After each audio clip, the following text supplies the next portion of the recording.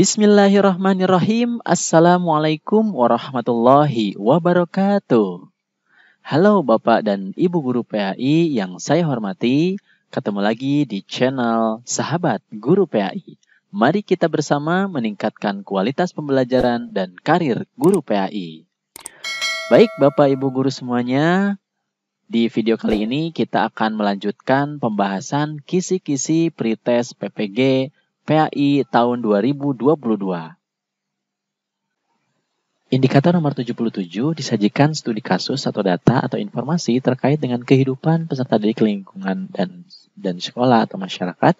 Mahasiswa dapat menganalisis perilaku peserta didik berdasarkan teori perkembangan emosional. Nah, ini tentang teori perkembangan emosional. Bapak Ibu juga harus tahu ya tentang tahapan perkembangan emosional. Nah, bagaimana contoh soalnya? Kita lihat. Siswa kelas 6 mulai berani untuk berpikir kritis terhadap setiap ajaran yang diajarkan oleh guru agamanya. Pada masa ini, siswa sudah mampu menemukan kebenaran dari berbagai macam cara. Hal ini, menurut James Fowler, anak berada pada tahapan titik-titik. Apakah A. Tahap prima faith, B. Tahap intuitif projektif, C. Tahapan mythic literal faith, atau D. Tahap synthetic conventional faith, atau tahap individuatif reflective faith. Nah, kira-kira yang mana nih? Bapak Ibu harus sudah mulai mengenal nih istilah-istilah ini ya. Jadi jangan asing lagi nih di telinga Bapak Ibu. Ini tentang pedagogi, kita juga harus tahu tentang tahapan perkembangan emosional peserta didik. Kalau sudah tahu jawabannya, ketik di kolom komentar ya. Oke, kita coba lihat pembahasannya. Nah, di teori perkembangan psikososial atau emosional ini biasanya diambil dari Erikson ya. Ini ada beberapa tahapan. Yang pertama ada tahap prima faith. Ini terjadi di usia 0 sampai 2 tahun, ditandai dengan rasa percaya dan setia anak pada pengasuhnya. Jadi ini orang yang mengasuhnya ini ada kepercayaan ya. Ini kepercayaan yang utama nih di usia 0 sampai 22 tahun.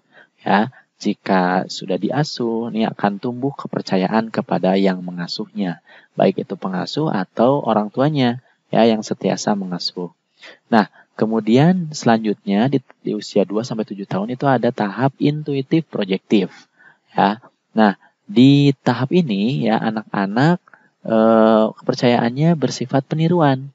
Jadi kalau ada orang tua misalkan ya mengajarkan tentang agama, itu akan dilihat ya, akan meniru. Ya misalkan orang tuanya sering pergi ke masjid, nah anak-anak juga akan meniru, dia akan pergi ke masjid juga ya, senang pergi ke masjid. Nah, ini di usia 2 sampai 7 tahun. Jadi hati-hati ya ketika orang tua ya memiliki anak 2 sampai 7 tahun ini mungkin sering mengatakan A, tapi yang dilakukannya B. Nah, yang anak-anak akan tiru itu yang B. Ya, dia tidak akan mendengarkan apa yang dikatakan, tapi dia akan meniru ya apa yang dilakukan. Ya, hati-hati. Ini di tahap usia 2 sampai 7 tahun. Kemudian di tahap yang ketiga ada mythic literal faith. Ya, ini dimulai usia 7 sampai 11 tahun. Nah, ini di tahap ini sesuai dengan tahap kognitifnya, anak secara sistematis mulai mengambil makna dari tradisi masyarakatnya. Gambaran tentang Tuhan diibaratkan sebagai seorang pribadi, orang tua atau penguasa yang bertindak dengan sikap memperhatikan secara konsekuensi, tegas, dan jika perlu, tegas. Nah, ini ya, jadi di usia 7 sampai 11 tahun, itu masih di tahapan mitik atau literal faith. Jadi diibaratkan ya, Tuhan ini sebagai seorang ya orang tua atau penguasa gitu. Jadi ketika kita mengajarkan kepada peserta didik ya atau kepada anak di usia 7 sampai 11 tahun ini ya lebih kepada hal yang konkret ya, bagaimana seperti apa gambaran tentang Tuhan itu. Meskipun sebenarnya kita tahu ya bahwa Allah Subhanahu wa taala itu maha gaib, tapi kita harus berusaha bagaimana mengkonkretkan ya kekuasaannya, kemudian rizkinya itu seperti apa. Nah, itu harus dijelaskan dengan konkret kepada anak usia 7 sampai 11 tahun. Nah, di tahap selanjutnya di usia 12 tahun ini baru masuk ke tahap synthetic conventional faith. Nah, di sini di akhir masa remaja, kepercayaan remaja ini ditandai dengan kesadaran terhadap simbolisme dan memiliki lebih dari satu cara untuk mengetahui kebenaran. Ya, jadi kebenaran itu bisa banyak cara untuk mengetahuinya. Nah, ini di tahap synthetic conventional faith. Jadi, tadi seperti yang ditanyakan di soal, ya, jawabannya adalah di tahap conventional faith, ya, yang D gitu. Jadi di usia kelas 6 tadi, ya, di usia 12 kurang lebih 12 tahun itu sudah memiliki lebih dari satu cara untuk mengetahui kebenaran. Jadi kita harus menyampaikan cara-cara, ya, berbagai macam cara untuk mengetahui kebenaran. Ya, misalkan di matematika ketika akan mengetahui hasilnya, kita bisa sampaikan berbagai macam cara, ya, di usia 12 tahun ini atau di akhir masa remaja ini. Gitu, ya. Terus ada juga tahapan lain, ya, individuatif reflective faith, ya, ini di usia 19 tahun. Kemudian ada tahap conjunctive faith, ya.